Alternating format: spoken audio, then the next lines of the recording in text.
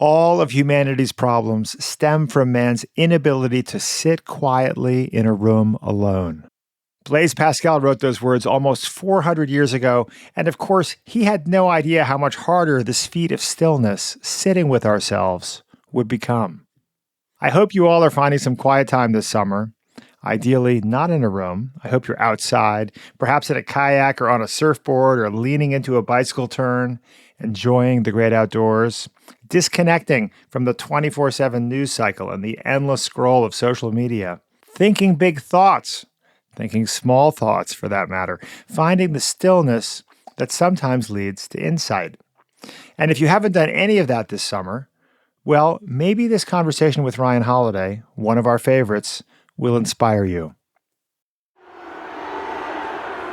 It's May 23rd, 2002, and the fans at Milwaukee's Miller Park boo as Shawn Green steps to the plate. Green's an outfielder with the visiting Los Angeles Dodgers, and he's a star, or at least he's supposed to be. But he's been struggling. His batting average is down, and the fans have turned against him. The first pitch is a strike. Green is tall and fast and has a sweet left-handed stroke. He's always hit for average, aiming for singles and doubles. But his coaches want him to swing for the fences, to hit more home runs. Green's not on board, and he fights back. He knows what makes him good, and that's not it. The second pitch is a strike. Green's battles with the coaching staff have taken an emotional toll. Baseball was always fun. Now it isn't. His dark mood just compounds his problems at the plate. Hitting a baseball coming at you at 95 miles an hour is one of the hardest things to do in sports. It's even harder if you're confused and angry and depressed. On the next pitch, breaking ball hit past first, a base hit for Green, as Turris will score easily. Green hits a double down the right field line, driving in a run. Next time up, even better. Next pitch, and Green sends a fly ball to right. Ochoa has to go back on the ball, still going back, and this ball is out of here. A home run for Shawn Green. It's his first home run in a month.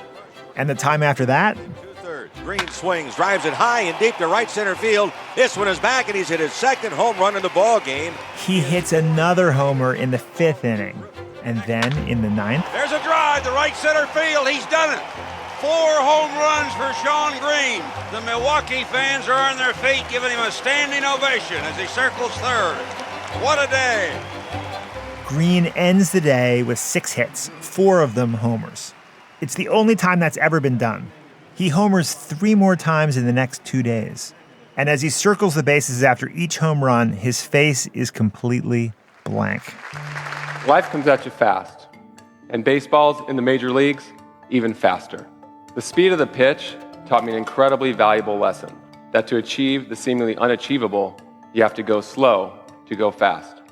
10 years later, Green gives a TED Talk where he explains how he rescued his career. It wasn't by working harder or thinking more or drawing on his inner rage.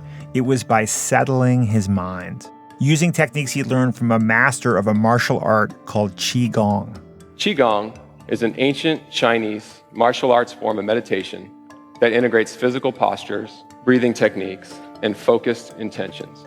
Within the first month, I started to notice some of the positive effects: a calmer mind, increased clarity, and a physical sense of peace. For author Ryan Holiday, Green's story is not about the value of Qigong or meditation or of the Stoic philosophy he's helped popularize in his books. It's an object lesson in self-mastery, discipline, and focus, drawing on a simple principle we can all apply in our own lives. It boils down to one short phrase: stillness is the key.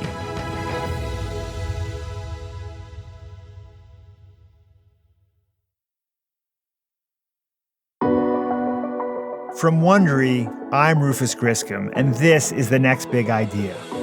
I founded the Next Big Idea Club, along with authors Malcolm Gladwell, Susan Cain, Daniel Pink, and Adam Grant, to connect people to some of the boldest new thinking shaping our culture and our future.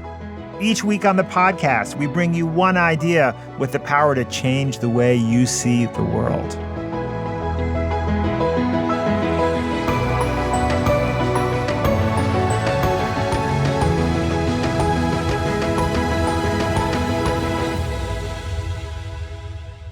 This week, finding stillness in an unstill world. Ryan Holiday originally found success in the world of marketing, where the pace is anything but still. He built a reputation as someone who was always ahead of the crowd. In 2014, he published the bestseller The Obstacle is the Way, about modern stoicism, a contemporary take on an ancient philosophy that says that you can turn trials into triumphs by controlling how you respond to them. He followed that with The Ego is the Enemy, yet another bestseller that argues that we have to conquer our belief in our own specialness if we want to do world-changing work. He's also the author of 365 daily devotionals on his blog, The Daily Stoic. In Stillness is the Key, Holiday riffs on a quality shared by leaders, artists, thinkers, athletes, and visionaries throughout history: the ability to settle the mind. Ryan Holiday, it's great to have you on the Next Big Idea podcast. Yeah, thank you. It's good to be here. So Ryan, stillness is the key to what? Yeah, not to be glib about it, but I'd sort of say to everything. I don't think there's really any situation, any profession, any personal experience that isn't improved or experienced better through a kind of a stillness, of a slowing down, of being present, of locking in. We love this story of Shawn Green, right? May 23rd, 2002, up at bat, tens of thousands of people screaming, a baseball hurled at him at 90 miles per hour. And somehow, after this horrible slump, he produces one of the best three-day stretches in baseball history. So what is it that you like about this story? I tell that story because, I'm fascinated with baseball. Hitting a baseball is probably the single hardest act in sports. You have like 400 milliseconds to identify and start the swing at a pitch. Yogi Berra's line that you can't think and hit at the same time, what he means is like, you can't be thinking about your slump or your batting average. You have to be 100% locked in on that task in front of you. And so what Green was able to do is, as a practitioner of Buddhism, he actually wrote a book called The Way of Baseball, and then the subtitle's like Finding Stillness at 90 miles an hour. What he manages to do is sort of create a routine, create a practice, a ritual. I mean, he's literally up at the plate saying to himself, chop wood, carry water, chop wood, carry water. He's clearing the mind. And, in the span of like a single at bat, he goes from a slump to a streak. And how clearly wiping the mind clean is necessary both when you're down and when you're up, right? So I think it's like his fourth at bat or fifth at bat in that game. He's having to do the same thing, right? He's having to go like, I can't think about how many home runs I've hit. I can't think about the fact that I already hit a grand slam. I can't think about the fact that this streak is finally over. I have to wipe it all clean, to chop wood and carry water, and I have to zoom back in on this task in front of me, and I have to be right here. I can't be anywhere else. And, he managed to do it and have one of the great performances of all time. I have to think that one of the reasons that there's an interest in Stoicism and Buddhism and mindfulness right now is that arguably the world has never been less still, right? I mean, the world is moving faster and faster and faster, but we may be hitting a crescendo of unstillness, right? But it's remarkable to me, in the opening pages of the book, you describe how Seneca is sitting there in his apartment. There's a gymnasium under him where weightlifters are dropping weights. I think he says, the noise of ancient Rome is enough to make me hate my powers of hearing, right? So clearly this isn't entirely a new problem. No, I mean, what I love about passages like that, and Seneca's letters are full of them, is you get this glimpse that sort of, for all the change, everything is still basically exactly the same. Like, you could take that scene. First off, it's probably not that indistinguishable from Rome today. But, it's also New York City and Los Angeles and every major metropolis. It's vendors and shouting and neighbors and construction. And I think, unfortunately, what we've added to that are email alerts and social media pings and jackhammers and airplanes and car horns and all these additional noises on top of it. But the fundamental problem remains the same. What's interesting is not only is Seneca being distracted by the noise of the outside world, but at the same time, his career is falling apart. He's sort of trying to figure out where he fits in this world. And, he'd always been this sort of hyper-ambitious person. He's sort of performing for history. There's just a lot of forces stirring up in this person. And somehow he manages to quiet all of that and produce, and this is the meta level of it, produce a letter that 2,000 years later holds up perfectly. And I'm just in awe of that. So, stillness is the key. No subtitle, concise, simple, maybe an exercise in stillness itself. If there were one, if you were to do a counterintuitive subtitle, I might throw out the Blaise Pascal quote, "All of humanity's problems stem from man's inability to sit in a room alone." I think what's so fascinating about that quote is, he says it sometime in the mid-1500s, the idea that even 500 years ago, we had trouble just sort of sitting and being, whether it was writing or thinking or, writing a letter or reading a book or, whatever we're supposed to be doing. It's just hard. And then you have this device in your pocket that means you don't have to do that. It shouldn't surprise us that we don't have a lot of that time anymore.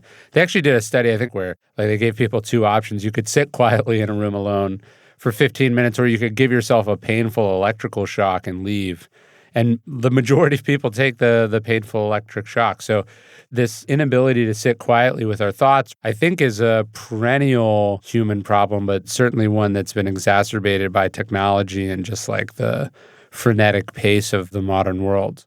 Yeah, the internal factors are fascinating to me. This question of to what extent is our lack of stillness hardwired? And I've always been struck by when you watch nature documentaries, right? The predatory animals are relatively calm, up until the strike. But the prey is skittish, right? And I think that we tend to think of ourselves as sort of top of the food chain, the predators rather than prey. But when you look at our evolutionary history, in our ancestral environment, we were often prey. It strikes me that we have some of the skittishness of prey. Well, I think we're a little bit of both, right? What I find fascinating about humans, and I think this ties to your point, and certainly it ties to Pascal's point, evolutionarily, we can see why the restlessness and the insatiability and the curiosity serve the species well. I have a line from the author Stefan Zweig, one of my favorite novelists of the mid-20th century. He says, history reveals no instances of a conqueror being surfeited by conquests, meaning no conqueror ever gets what they wanted and then is done.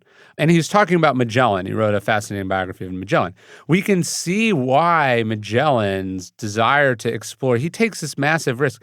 Magellan has no idea where he's going when he leaves. He pretends to have a secret plan, and he has no secret plan, and he's just drifting, and it's a massive gamble. Now, from a species-wide level, you zoom out, you go, this is wonderful. He's done an incredible amount for human beings with his circumnavigation of the globe. But it doesn't work out for Magellan. I mean, Magellan dies before he makes it all the way around. And so I think, you look at someone like Elon Musk, who seems to be sort of utterly insatiable. If you wanted to be a little bit more politically inclined, you could look at someone like Donald Trump. You're like, what makes these people do what they do? It works generally well for their relatives and their ancestors, or, in some cases for the general common good. But it doesn't seem like it's the source of much happiness or contentment for them.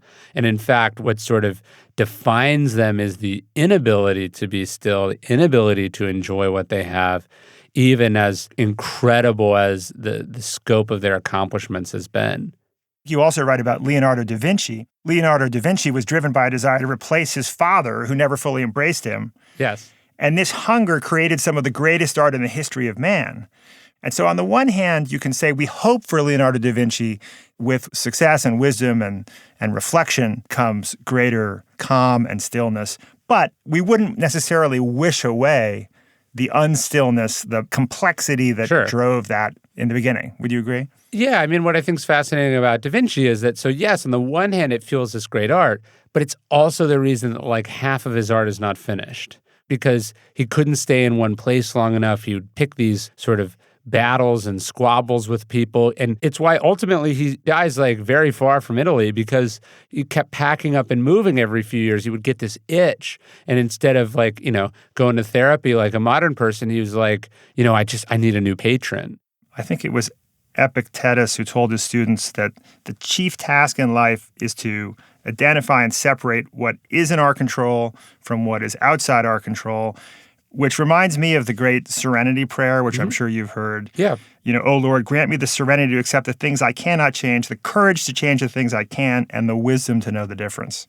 What's so beautiful about that prayer is that it is very much rooted in and inspired by Stoicism. And I think it captures, what the Stoics would define as sort of the four main virtues, right?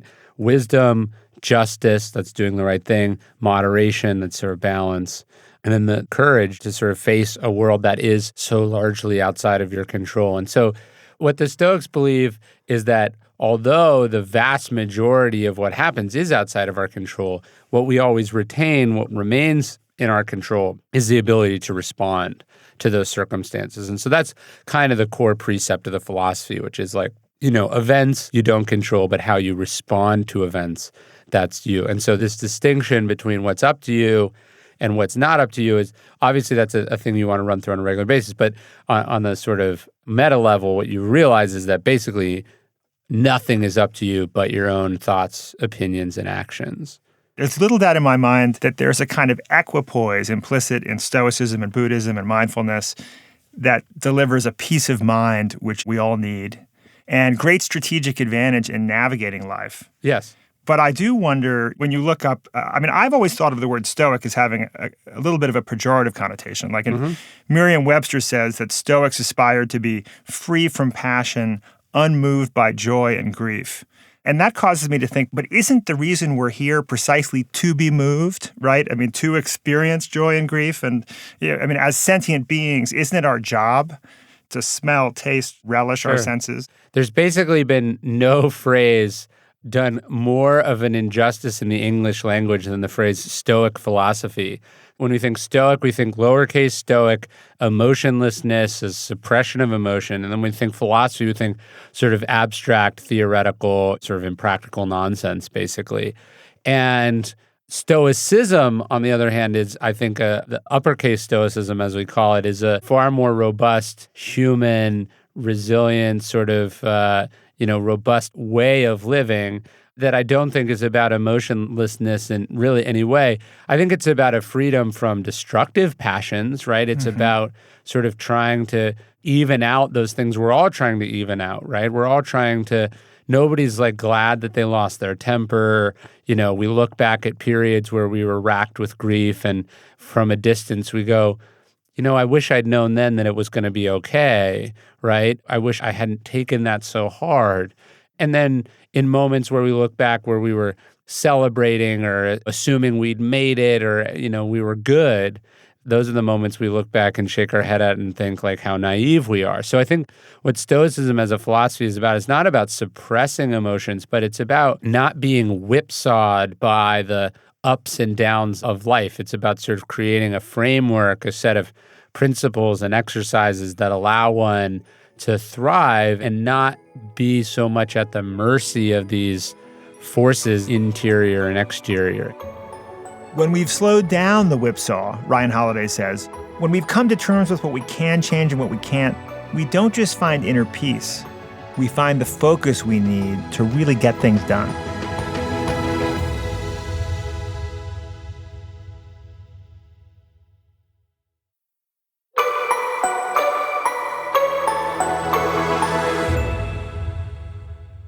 At the Next Big Idea Club, we're dedicated to spreading life-changing, maybe even world-changing ideas, like those found in Ryan Holiday's Stillness Is the Key. If you'd like to help support this mission and get a free copy of Ryan's book in the process, join us at nextbigideaclub.com/podcast and use promo code STILL. That's nextbigideaclub.com/podcast, promo code STILL. It's just before lunchtime on the 16th of October, 1962. John Kennedy is in the cabinet office of the White House for an emergency meeting with military and intelligence advisors. There's a medium-range ballistic missile launch site and 2 new military encampments on the southern edge of the Sierra de Rosario in west central Cuba. Where would that be? West central, sir.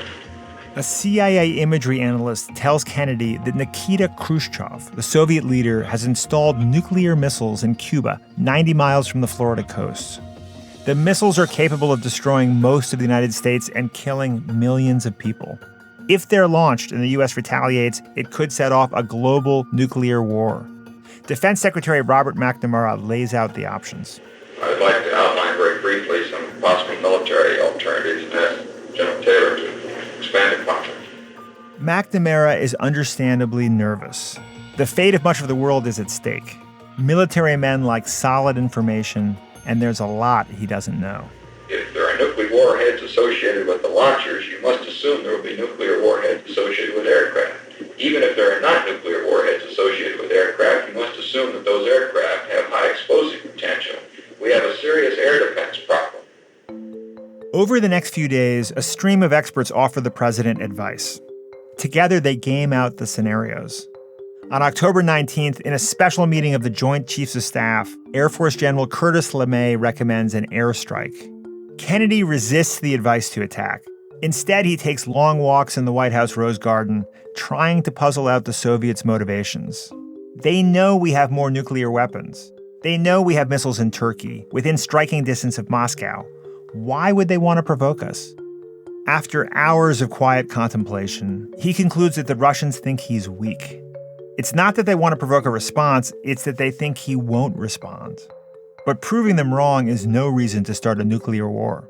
Our policy has been one of patience and restraint, as befits a peaceful and powerful nation which leads a worldwide alliance. Kennedy orders warships to the area and goes on national TV. He announces a military quarantine on Cuba. No weapons go in and no weapons come out. He calls for emergency meetings of the UN Security Council and the Organization of American States. And he addresses Khrushchev directly. I call upon Chairman Khrushchev to halt and eliminate this clandestine, reckless, and provocative threat to world peace and to stable relations between our two nations. I call upon him further to abandon this course of world domination and to join in an historic effort to end the perilous arms race and to transform the history of man. After 6 days of tense exchanges between the two leaders and high-level diplomatic meetings, Khrushchev finally orders the missiles removed. The Cuban Missile Crisis comes to an end. Ryan Holiday says the key to averting nuclear war was that Kennedy slowed things down. I think about Kennedy and the missile crisis.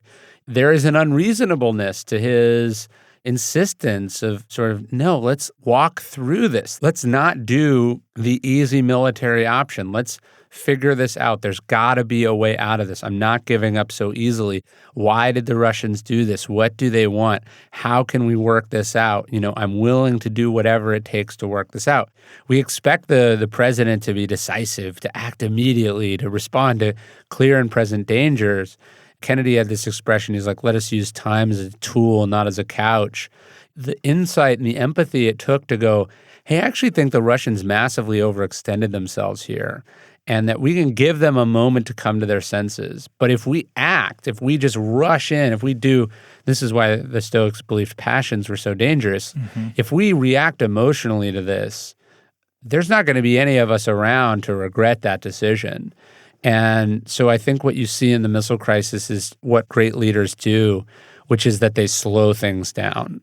No matter the stakes, no matter the intensity, no matter how complicated, they slow it down and they work it out. And that calm becomes contagious. I connect it with a Marcus Aurelius quote, which I love. He says, the rock stands still and the raging of the sea calms around it. And I think that I sort of see, when you look at pictures of Kennedy there in the Oval Office, I kind of just see this giant wave has crashed into him, but it calms around him because he's got the stillness and the confidence and the clarity of vision that position requires. And, millions of people we owe our lives to that 13 days. It struck me building digital media companies over the years that I needed what I like to call Venetian blinders. So you think of like the blinders on a horse that's staying focused on their forward motion. Whatever we're doing, we need to have some awareness of what's happening to our left and to our right, of what's happening in the world. But it's very easy to have way too much information coming in, right? So the ability to kind of adjust these Venetian blinders to have an optimal amount of incoming information from the outside world strikes me as a very tricky balance. I love the story of Bill Gates taking 2 one-week reading retreats every year. And I understand he's done this for many years. Is that right?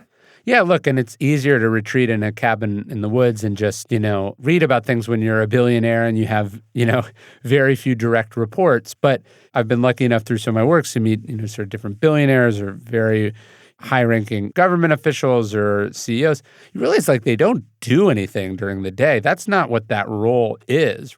For the most part, a CEO is just making a handful of hard decisions each day and charting the long distance course of the company.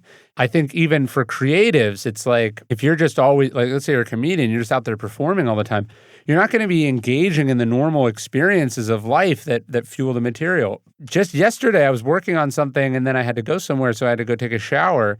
And I solved the problem that I'd been wrestling with all morning in the shower, and I got to run back to my computer and jot down those notes and come back to it later. So if you're always doing, you feel like you're making progress, and perhaps you are making incremental progress, but often the sort of big breakthroughs, the sort of jagged leaps forward come from taking your foot off the gas a little bit.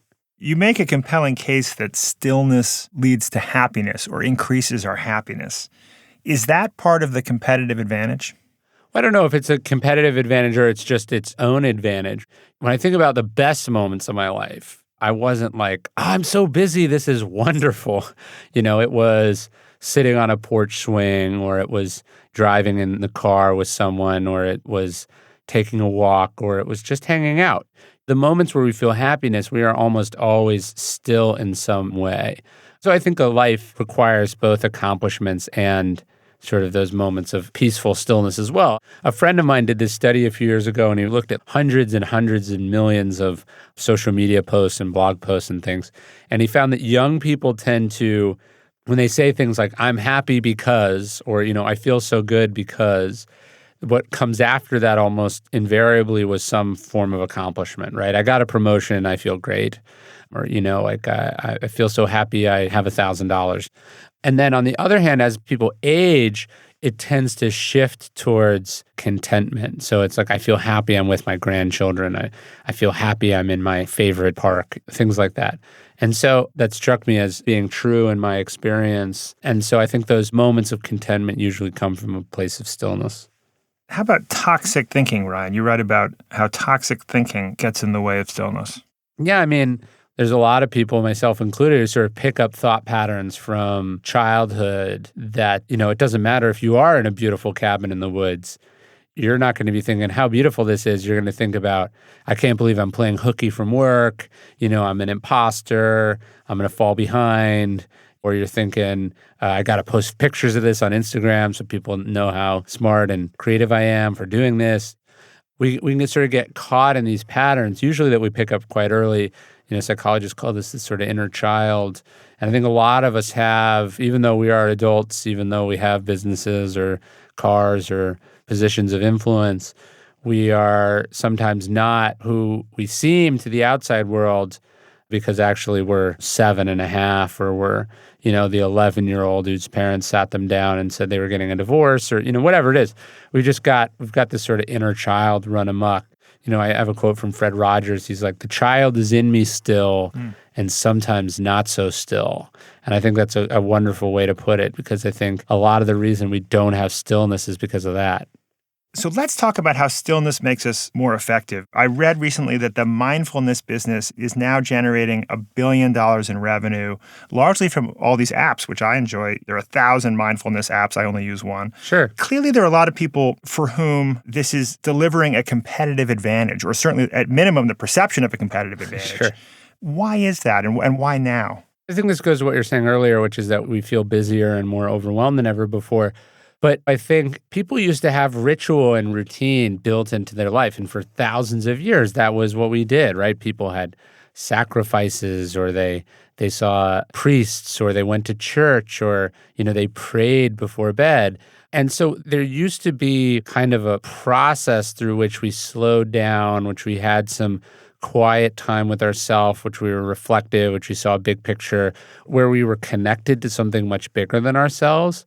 And obviously the breakthroughs of science and liberal humanism, these have been massive, sort of breakthroughs and value adds for society.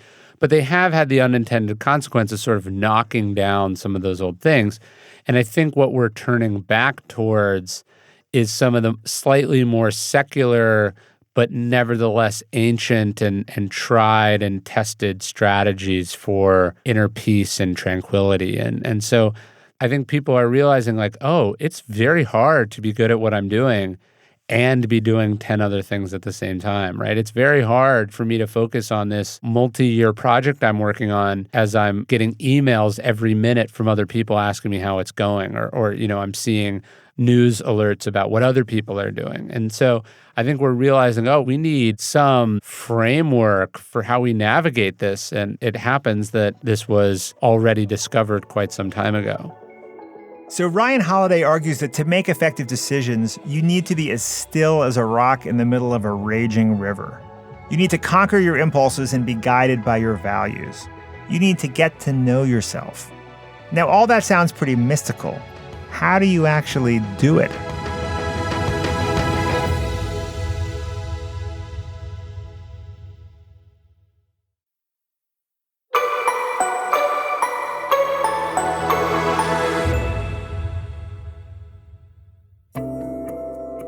Ryan Holiday has told us why we need stillness in our lives.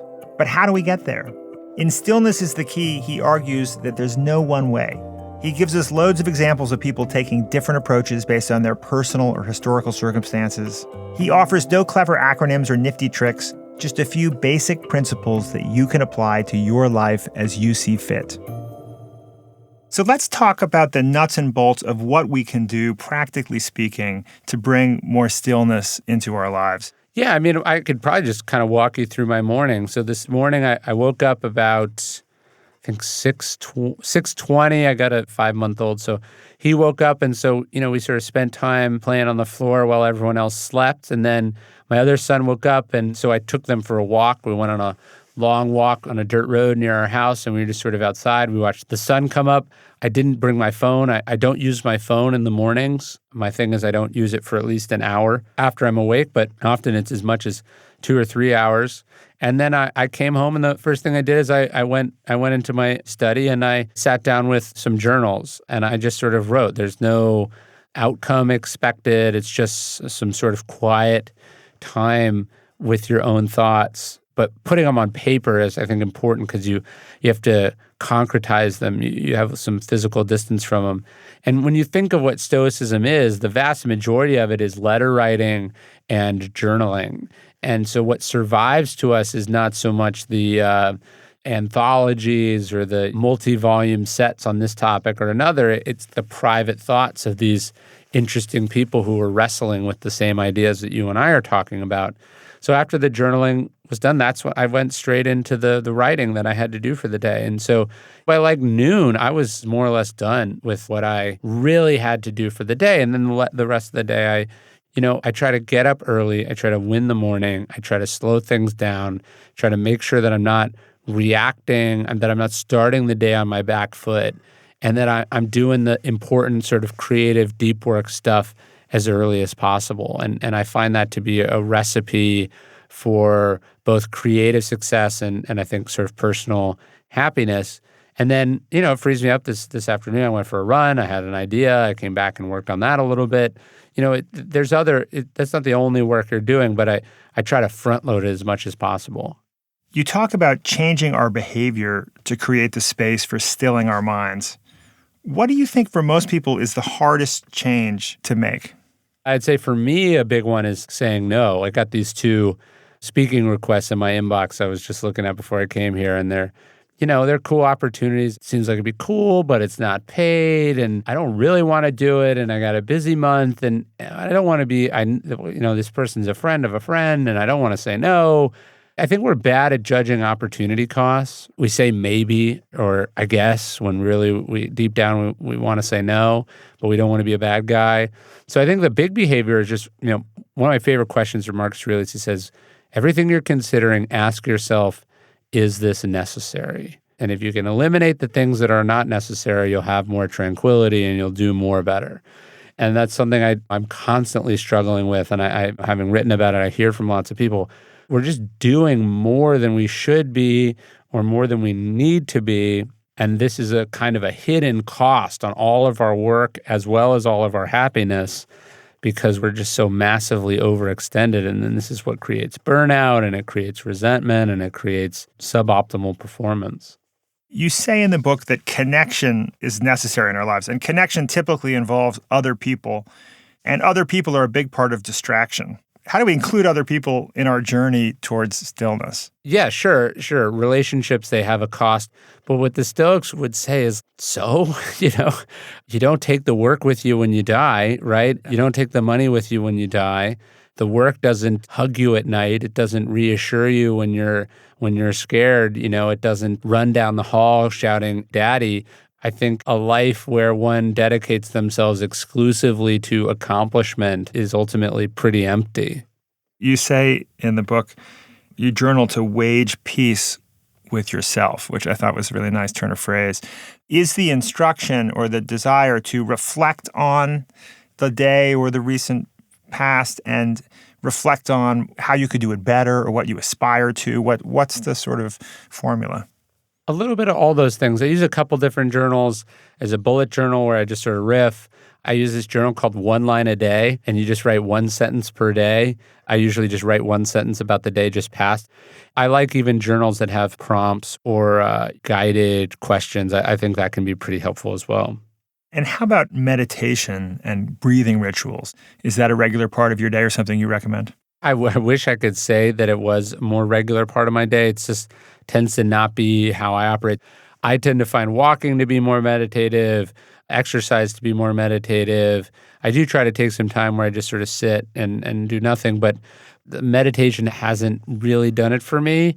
So one of the sort of premises of the book is that there is not some magical thing. If you just do this one thing, you'll have stillness. I think it's more complicated than that. And so I think it's something you attack from a variety of angles.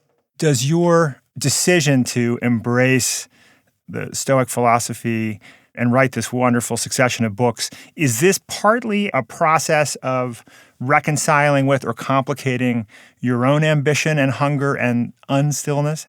I think so. I mean, I heard a quote from Lyndon Johnson once where he was saying he had this animal instinct, but he kept it on a leash. I think there's a part of that in me. Like I can see and I've experienced periods where you just sort of give yourself over to that. And it has some short-term career advantages, but it's not the right way to live, in my opinion. I think where I've tried to get, where I think I've gotten closer to as I've gotten older and as I've written these books and sort of done this study and followed these practices is I'm trying to get to a place where I am still doing, but I'm doing it out of a place of fullness, not out of a place of craving. I wrote it because I believed in it and it was meaningful and I wanted the experience of it to be enjoyable but also challenging. Of course, I wanted it to do well, but I wanted to do it from a place where I didn't need it to do well, where none of my identity was tied up in it doing well. I wanted my ambition to be directed at the parts of it I controlled, which is the writing and the title and the cover and the work that I put into it, where it ultimately lands on the bestseller lists or how many copies it sells or how quickly it earns out. There's an ambitious part of me that in the past would have sort of maybe looked more to those things. I would have sort of withheld judgment until those numbers came in. And I think what the Stoics would say is that is kind of a recipe for insanity, or it's setting oneself up to be disappointed because you're handing over your happiness or your ambition to other people or random good luck or bad luck. But are there times to release the wild animal? I love this Nietzsche quote. Those who were seen dancing were thought to be insane, by those who could not hear the music. Sure. And it feels like the Stoics were highly intent on not hearing the music. Yeah, right. There's a Cicero quote I love about dancing. He says, no one dances who is sober unless they're a lunatic. But I don't know. Maybe there's some benefit of craving that would work if you suddenly found yourself bankrupt and you're coming back from nothing, or if, the fate of the world rested on your shoulders, if you couldn't accomplish some massive feat of endurance. I don't know. But I guess, I don't know. When I look at the great moments of history, the ones that put chills down my spine, that inspire me, whether it's the missile crisis or it's Sean Green, I think what tends to unite them together is that they weren't coming from a place of craving or craziness.